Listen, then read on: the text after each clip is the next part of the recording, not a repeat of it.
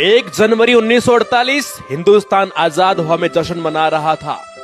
हजारों आदिवासी भाषाई विभाजन रोकने के लिए इकट्ठे हो रखे थे।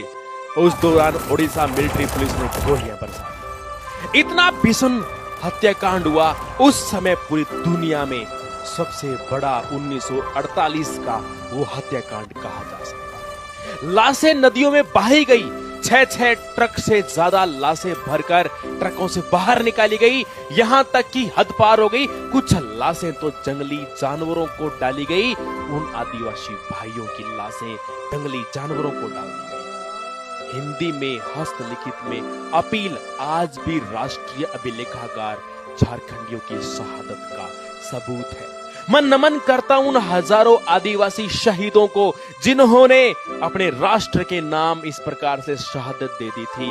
लोग बड़ी खुशी से मना रहे हैं 1 जनवरी, लेकिन मेरी नम आंखें आज भी उन शहीदों को याद कर रही है। खरसावां के गोलीकांड में शहीद हुए उन शहीदों को कोटि कोटि नमन। जय जोहार।